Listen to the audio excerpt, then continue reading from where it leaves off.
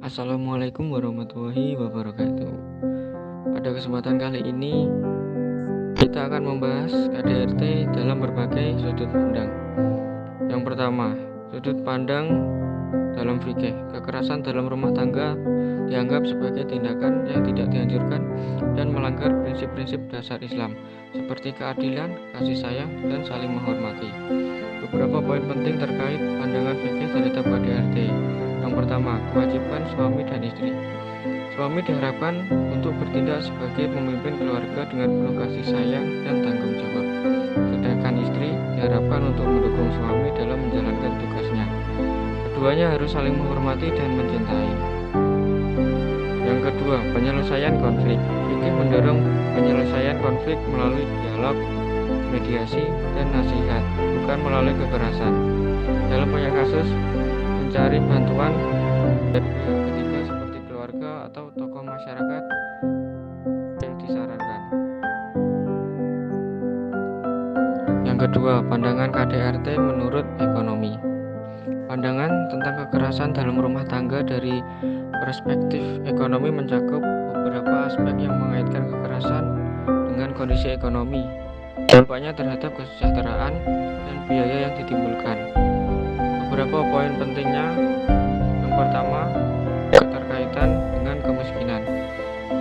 Penelitian menunjukkan bahwa tingkat kemiskinan dapat berhubungan dengan peningkatan resiko KDRT. Dalam kondisi ekonomi yang sulit, tekanan finansial dapat memperburuk stres dalam rumah tangga yang dapat memicu konflik dan kekerasan. Yang kedua, dampak ekonomi KDRT. KDRT tidak hanya berdampak pada kesehatan fisik dan mental korban, tetapi juga menimbulkan biaya ekonomi yang besar, termasuk biaya medis, hilangnya produktivitas, dan biaya hukum. Hal ini dapat membebani sifat kesehatan dan layanan sosial. Ketiga, pandangan KDRT menurut pandangan tentang kekerasan dalam rumah tangga dari perspektif sosiologi menekankan faktor-faktor sosial, budaya, dan struktural yang berkontribusi terhadap terjadinya kekerasan. Berikut adalah beberapa poin kunci. Yang pertama, norma sosial dan budaya. KDRT seringkali dipengaruhi oleh norma dan nilai budaya yang mendukung kekuasaan dominasi satu pihak dalam hubungan.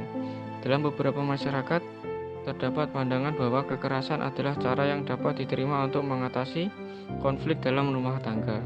Yang kedua, struktur kekuasaan. Sosiologi mempelajari bagaimana struktur kekuasaan dalam masyarakat dapat mempengaruhi hubungan dalam rumah tangga. Ketidaksetaraan gender, misalnya, dapat menciptakan situasi mana suami merasa berhak untuk menggunakan kekerasan terhadap istri. Ketiga, faktor eksternal. Faktor-faktor sosial yang lebih luas seperti kemiskinan, pengangguran, dan ketidakstabilan ekonomi dapat meningkatkan risiko KDRT.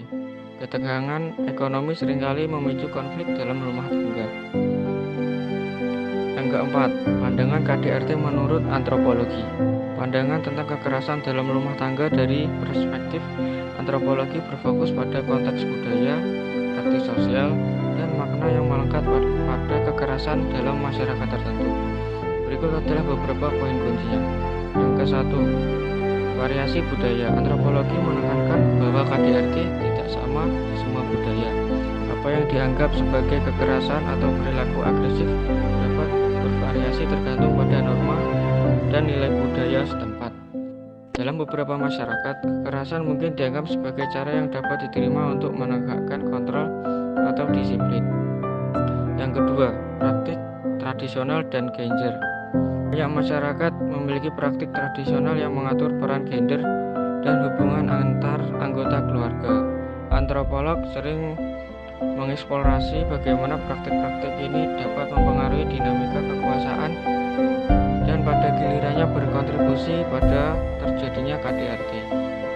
Dan yang terakhir, dari pandangan KDRT menurut psikologis.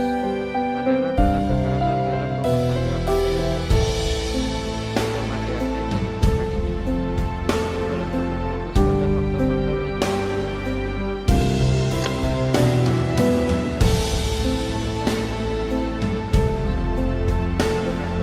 faktor-faktor